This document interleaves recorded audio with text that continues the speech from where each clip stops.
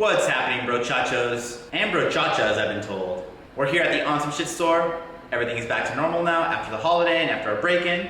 And for today's Tech Thursday, I want to cover something that a lot of you guys have always been asking and that I finally figured out how to explain in the proper way.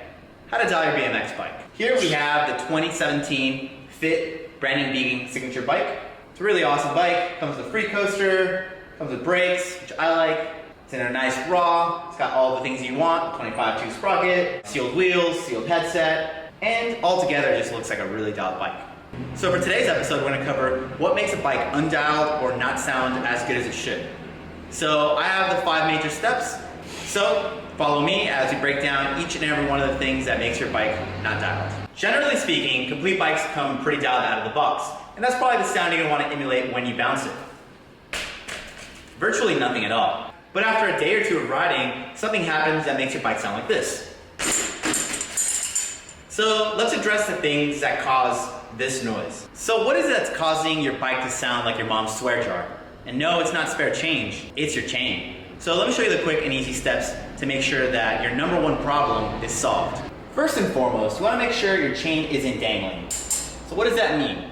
Basically, a lot of you guys, when you first put your bike together, you either don't tighten up your back wheel enough, or when you put your pegs on and you don't hop high enough to get onto whatever it is you're trying to grind, it'll hit the peg on one side and it'll shift your wheel to where it's not properly centered. What does properly centered mean? So what we mean by centered is that you want the axle to be centered on both sides of the dropout. So that means that if there's like ½ an inch of space between the dropout and the axle on your left side, you want that to be on the right side as well. And what that'll do is it'll make your wheel nice and centered. It'll keep your chain nice, even, and tightened. So let me show you a quick technique on how we can get that. So first and foremost, you want to make sure that the wheel is nice and loose.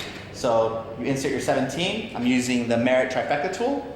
Place your 17 socket over the bolt. Loosen it counterclockwise. I've already loosened it earlier, so don't be alarmed. Usually your bolt is going to be a little tighter than that. You want to loosen it counterclockwise on the left side as well.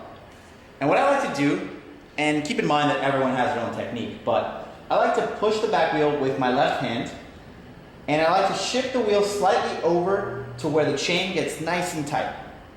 You don't want it to be so tight that when you backpedal, you can hear like crinkling and popping. You want your chain to be nice and tight, but to have a little bit of bounce to it.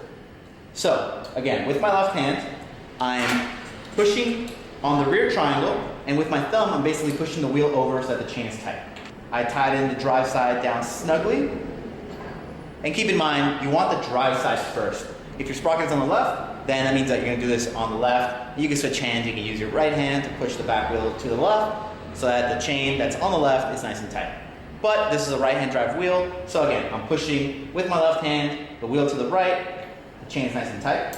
Now what you do is you come over to the non-drive side. Keep in mind that you want this bolt to be loose as well. So loosen it up, push it over, and now tighten it down. So you're going to be tightening the bolt tightly, but not completely tight, because you still want to have room to adjust. Okay, so now we make sure that the wheel is centered, and we make sure the chain is nice and tight. And if you're happy with the placement, then you can really lock it down.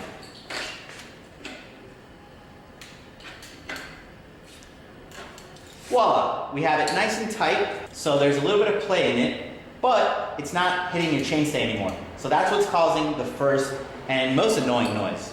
So now that the chain is nice and tight, what is the second thing that causes noise? That's a loose headset. So for those of you guys that don't know, this would be your headset. And basically, your fork has a steer tube. On the steer tube, there's going to be a bearing that goes on the bottom and on the top, and it's embedded or integrated into your frame. How do you tighten up your headset, you ask? Well, let me show you. Again, we're going to be using the Merit Trifecta tool. And how you tighten this particular headset is, so you loosen up the pinch bolts, which are these 2 bolts back here. Keep in mind, this bike is brand new, so a lot of things are going to be very, very tight, because that's just how it comes from the factory. Your bike might be a little more loose if you've already been riding it for a while. Alright, so once you've loosened up the pinch bolts, now it's time to tighten the compression bolt. The compression bolt is always on top of your stem, and all you have to do is turn it nice and snugly. So this one is pretty tight already. I'm just going to give it a little more pressure. When you're doing this, your stem's going to turn, and the next thing you want to do is center that back up. When you're turning your stem though, keep in mind that your compression bolt might spin with the stem, so that'll loosen it again. So usually if you hold your bar, then you can tighten up the compression bolt without your stem shifting. Once the compression bolt is nice and tight, come back and tighten up the pinch bolts. And that should do it. All right, so let's enjoy some of this 50 Cent that's playing in the background. Where is this coming from? So you tighten up your headset, you tighten up your chain, and something's still loose on your bike. What can it be? Well, look no further than your cranks. Sometimes a pinch bolt on your crank might come loose, and that'll cause your cranks to actually like shift a little bit. Or the compression bolt itself is loose, and that'll actually cause play, and you actually feel your whole crank jiggle. So you want to tighten that down. So much like the stem, your cranks usually come with a compression bolt and a pinch bolt. You're going to want to first loosen up the pinch bolt, and that's usually a 6mm Allen. Once you've loosened the pinch bolt, you want to tighten up the compression bolt.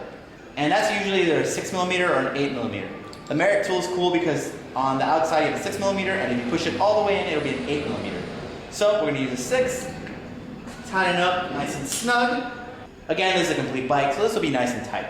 So you tighten up the compression bolt, now you're ready to tighten up the pinch bolt again. And then we go on the other side and do the same thing. Loosen up the pinch bolt, tighten up the compression bolt, and then tighten up the pinch bolt once again. Usually that'll solve your problem. Again, if you notice that there's still play, that means that you might need an extra spacer. Go down to your local bike shop or your mail order, get another like 1 to 2mm spacer, and that should solve that problem. You got headset tight, check. Chain tight, check. Cranks are tight, check. But something is still sounding like your bike is a bunch of pots and pans. Well, look no further than your pedals. Number one, you want to make sure the pedals themselves are tightened onto your cranks. So usually at a bike shop, we use this 50mm really skinny wrench. Make sure it's nice and tight.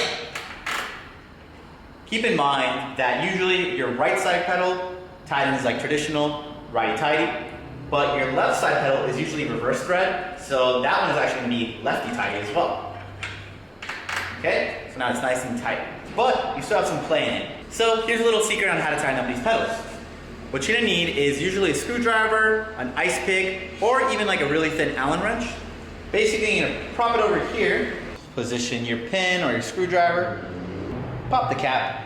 So usually this bolt will either be a 12mm or 10mm socket. This particular one is an Odyssey twisted pedal, so they opted with a 12mm option. And what you want to do is loosen up the pedal. If they're new, you're going to have to really use a little bit of elbow grease to break them loose. So once you loosen them up, you're going to use that screwdriver, pin, or ice pick, whatever you're using. And right behind the actual bolt, there'll be a little tiny washer, but it's actually threaded. And you're going to twist that slightly, and that will tighten up the loose ball bearings that are in the pedal. And you don't want to over tighten that because then that'll cause your pedals to stop spinning. You want them to still spin pretty freely. Once you've tightened up the inner race, then you can tighten up the nut. You don't want to tighten that up too much either. And that should do. Then place the cap back on, and that's all she wrote. So now that we tightened up the majority of components that seem to cause your bike to sound like, again, pots and pans, or weird clanks and tinder noises and all this other stuff, the last thing that a lot of people overlook, because it seems like a no-brainer, is actually air pressure. If your tires are too low, that'll actually cause your rim to hit the ground. If you see a lot of vegans riding, he rides like his tires at like 30 PSI sometimes, and when he lands a trick, it'll be really spongy, and if he cases something especially, or lands really hard, or back end or front end heavy, then you'll notice that the rim will hit the ground and it'll make a weird clunk noise. So usually I recommend to keep your tires anywhere from like 45 or 50 PSI to 70 PSI or 75 if you're riding like parts. Yes, a lot of tires are rated for like 100, 110 PSI, but that's meant for like gnarly vert riders that are really gonna use like their full pump. So if you're trying to air a quarter pipe 12 feet, then yeah, I suggest you have your tires at like 100 or 110 PSI. But if you're just trying to ride park or street, then just keep it at like a comfortable 65 or 70 degrees. And that should do it. That wraps it up for today's Tech Thursday. I hope that this helps get your bike styled. I hope this stops a lot of you guys from commenting how to get my bike dialed all over my Instagram or my YouTube. And I hope you guys enjoyed this tutorial. As always, please like, share, comment, and subscribe. If you have any questions, leave them in the comment section. I'll try and read and answer as many as I can. And if I don't get to you in time, somebody in the comment section usually does. So that's all for today. Have a good one, and I'll see you guys tomorrow. Much love, fam. Peace. It's not that we have a short time to live, but that we waste a lot of it.